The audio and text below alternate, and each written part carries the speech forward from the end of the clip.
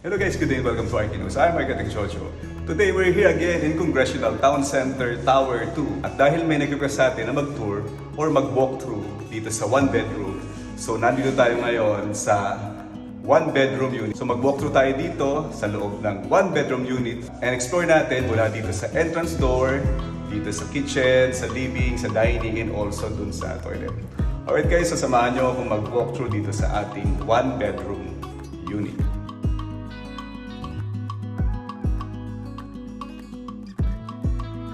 Okay, so we're here dito sa main door ng ating one bedroom unit. Now, upon entering, so meron tayo ditong small area, which is itong ating vestibule area. Now, walking through dito sa ating entrance, so ito na yung ating kitchen area. So here, dito sa ating kitchen area, nandito yung area ng ating dining. So we have small dining table lang dito. Now, ito naman yung profile or yung cabinetry natin dito sa ating kitchen. So, we have here the lower cabinet, then yung high cabinet natin. Now, dito, as you see, ito, we can organize yung things natin dito. So, we have here our basin or yung ating lavatory dito sa ating kitchen.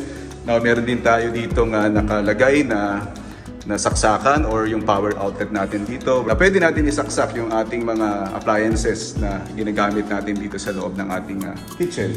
Now, dito sa ilalim ng ating lavatory or dito sa ilalim ng ating basin, buksan natin. Yan. So, meron tayo ditong grease trap. So, lahat ng ating mga units from studio, one bedroom, two bedroom units, lahat ng mga kitchen area natin ay merong grease trap.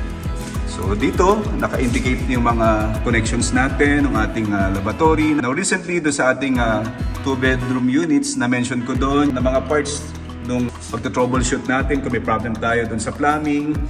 So kagaya nito, ito yung ating flexible hose para doon sa supply ng ating water. Now ito naman yung ating angle bulb. So nakikita nyo to, ito.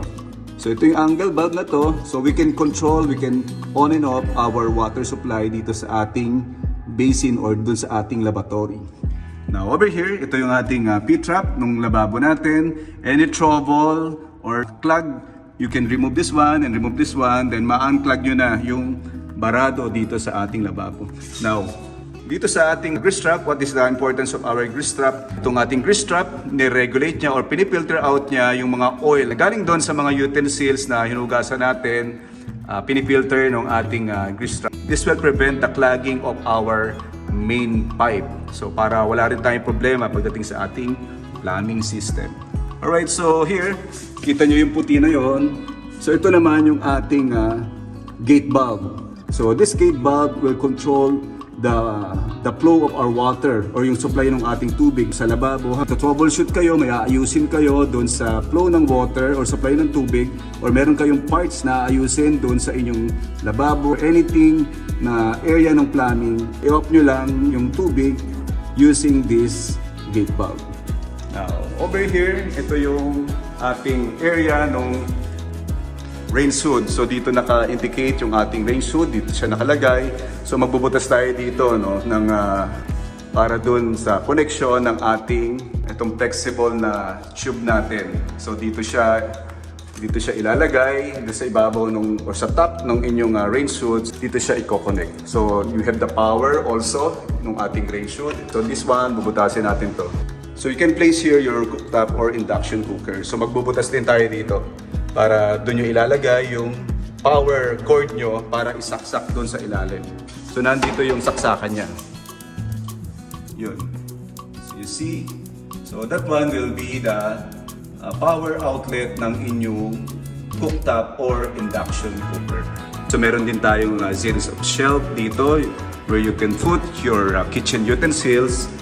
You have many series of cabinetry dito where you can organize your kitchen utensils. So yan, inopen ko na lahat para makita nyo yung loob ng ating high cabinet or hanging cabinet. Now, in this area naman, ito yung ating area ng refrigerator. So dito nyo ipi-place yung refrigerator. Then you have here the power outlet. Then over here, ito na yung area ng ating dining table. So you can place or you can organize your chairs and dining table here. Now on this part, ito naman yung ating living area.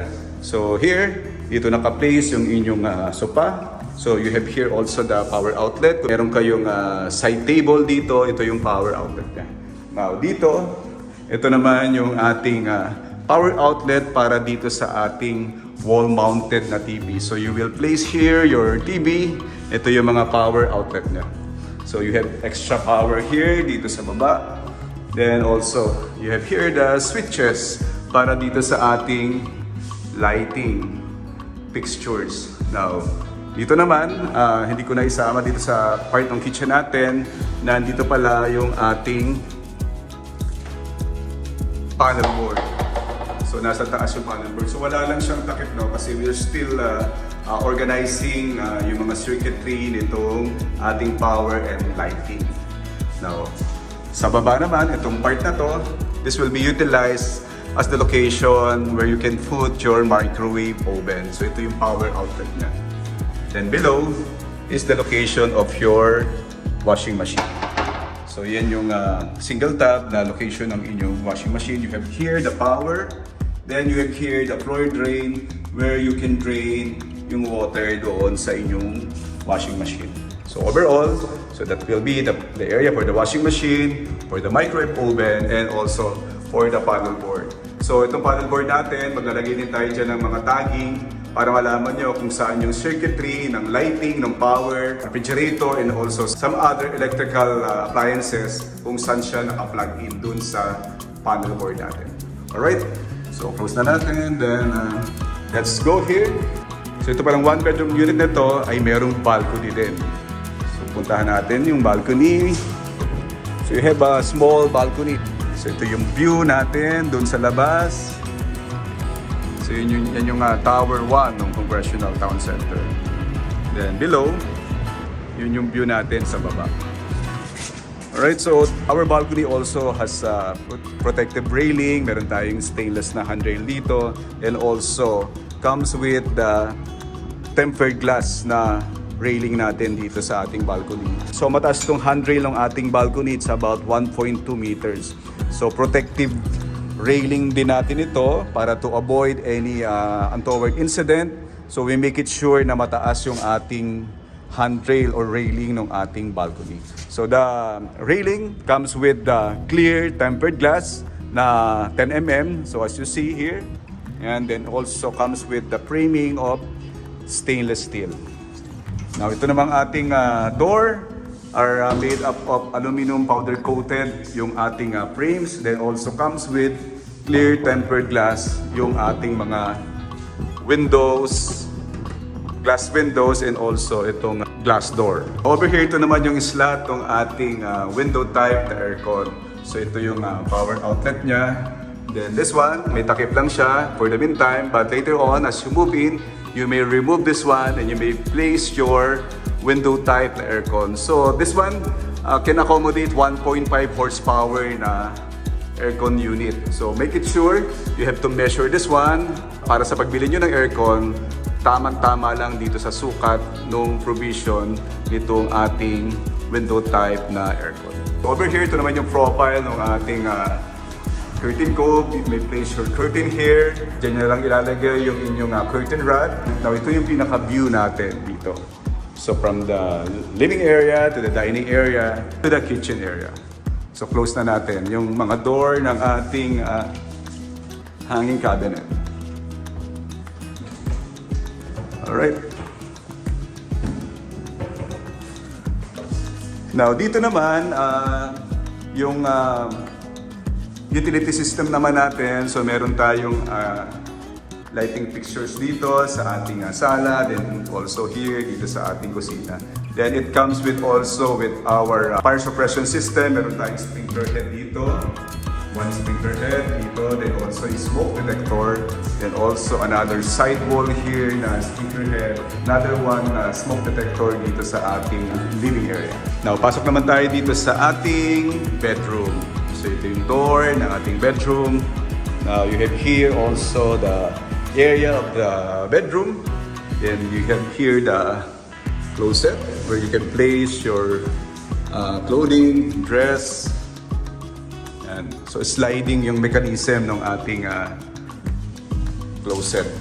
Yan, yung ating cabinet. So konting linis na lang to at para maayos na and ma-turn over na rin dun sa unit owner. So ito yung area ng ating bed. So facing here, yun naman yung area ng ating TV. You can organize your TV, you can fix in the wall. Ito yung mga power outlet niya. Or you can have here the console table where you can put your TV on top. Now, this bedroom comes also with provision for the window type aircon. So same thing doon sa living area, meron din tayong opening ng window type na aircon and also itong ating power outlet. Alright, itong bedroom na to, meron din siyang sariling balcony na kaparehas ng ating living room. So punta tayo dito sa labas. Alright, so this one, same profile of the glass railing and also the handrail with complete set of stainless na mga frames ng ating balcony railing. So you have here the stainless handrail, the clear tempered glass railing, so provided with the matte tiles dito and also provided also with floor drain para hindi tayo pagpanding dito sa area. So the water can easily drain out dito sa ating floor drain. So ito yung profile ng ating window. So here, meron din tayong saksakan, itong weatherproof na outlet dito sa inyong balcony. So this one is our toilet. So from the bedroom here, so you have here the access door using this sliding door. Alright? So this is sliding door, you may access na yung inyong toilet.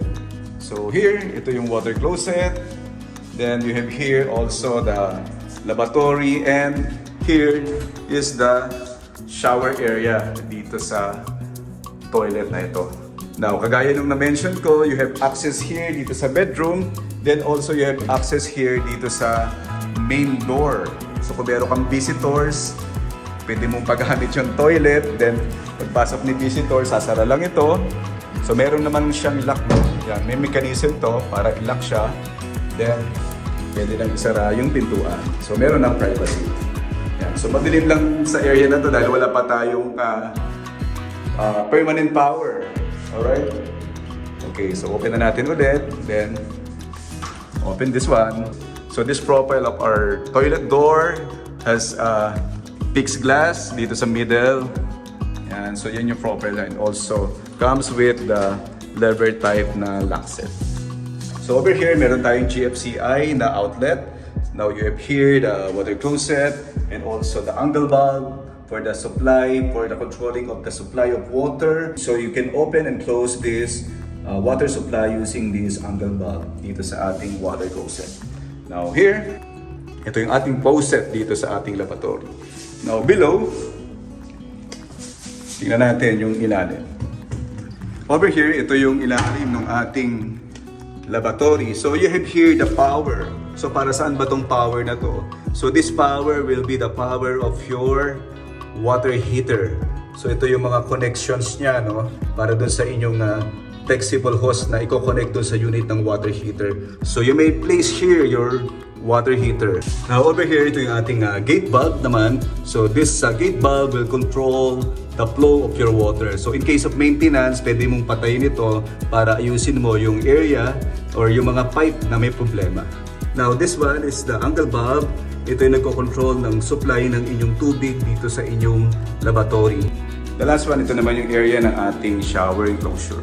So you have here the clear tempered glass. Connection niya mula dito sa sahig hanggang dun sa itaas, na-terminate siya dun sa ating kisame. Then here, ito yung ating profile ng ating handle. So it's also a stainless handle. So you may utilize this one. Pwede mo siyang isabit yung inyong towel dito and also double purpose also a handle. So meron din tayong handle doon sa loob pag nasa loob kayo ng shower area. So this is the profile, this is the tiles, and this is our shower set. So naka-cover lang siya para hindi siya maalikabukan. So kompleto na rin yung ating shower fixtures dito sa area ng ating shower area. Alright, so you have here the fill light, another one here, then you have here the exhaust fan para dito sa ating toilet. Alright guys, so nakapag-walk na tayo dito sa ating one-bedroom unit. So napakita ko sa inyo from the entrance to the kitchen, to the living area, to the bedroom, and also sa balcony and toilet. Now pupunta naman tayo dito sa studio type na unit. So para makumpleto na natin yung pag-walk through natin dito sa Congressional Town Center Tower 2. Let's go!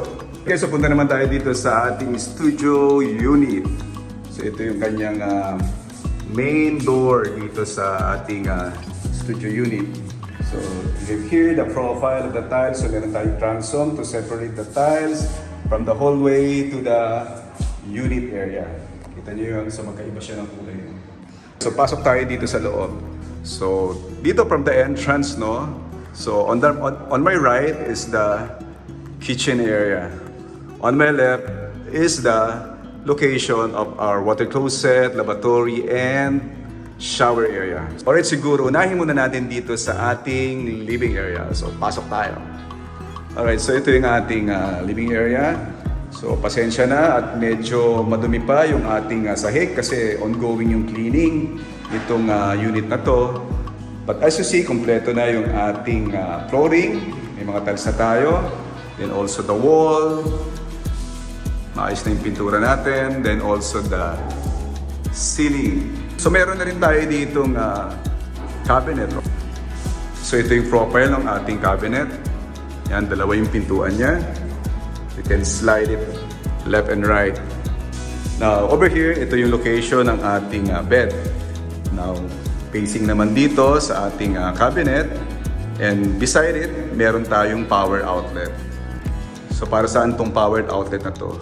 This one is the location ng inyong TV. So you may mount dito sa wall or you may place small console table here, then you may place on top yung inyong TV. Yan, so kumpleto na yung power outlet natin dito, then also telephone outlet and also cable TV dito sa wall na to. So ito naman yung ating curtain ko. Now over here, ito yung view dito. So that is the Congressional Town Center Tower 1. So yun ang view natin. So you have here the basement window. Yan. Ito lalagyan natin siya ng limiter, no? So hindi siya gantong degrees yung bukas niya, no? It's about only 15 degrees, no? Yan. Pero mahangin pa rin, malakas pa rin ang hangin dito. Yan. Para protection lang din sa ating mga kids. Alright? And also to prevent any untoward incidents. Alright?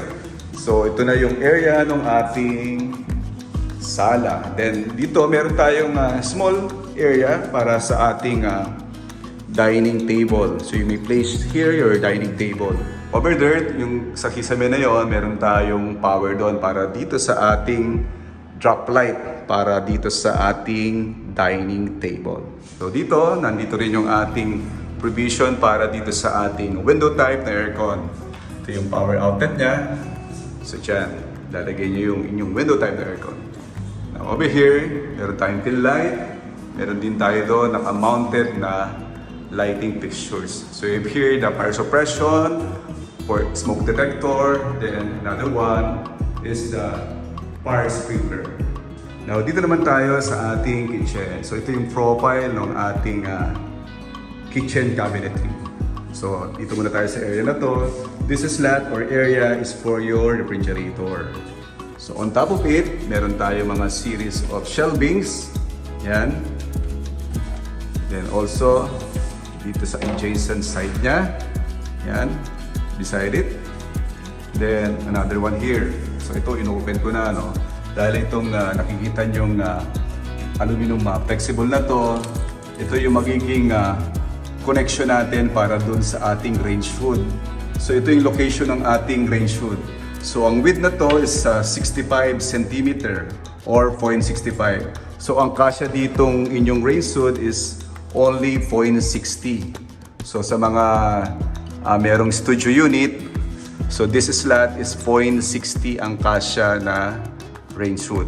So bubutasan lang to dito, so para makonect tong aluminum flexible na tube na to doon sa top ng ating range hood. So nandun naman yung saksakan natin or power ng ating range hood. Now here on top of the kitchen counter, you may put your cooktop or induction cooker. Now ito yung power niya para dun sa inyong cooktop or induction cooker. Then here, same profile ng basin or yung ating lavatory para sa ating kitchen. Yan, wala lang tayong supply pa ng water. So hindi pa natin siya matesting, no? But this will be the profile of the basin or the lavatory of your kitchen. Now below, likewise, meron tayong grease trap. Then also the connections or the pipes for the lavatory, for the grease trap, angle bulb, then also the gate bulb over there. Yan, kanina na-discuss ko kanina yan. Yung mga gamit niyan doon sa one bedroom unit. Alright. Now, dito naman, another, sara na natin to. Now, over here, ito naman yung area on top is the location of our panel board. Yan. So, you will control your power and also the lighting dyan sa ating panel board on top. Lalagyan natin ang tagging yan as your guide to control the power and lighting dyan sa mga circuitry na yan. Then below, ito yung location ng ating microwave oven. So nandun yung power outlet for the microwave. Then below is the location of the single tap na washing machine. Nandun yung kanyang outlet, then also nandun yung drain pipe niya para dun sa pag-drain ng ating water.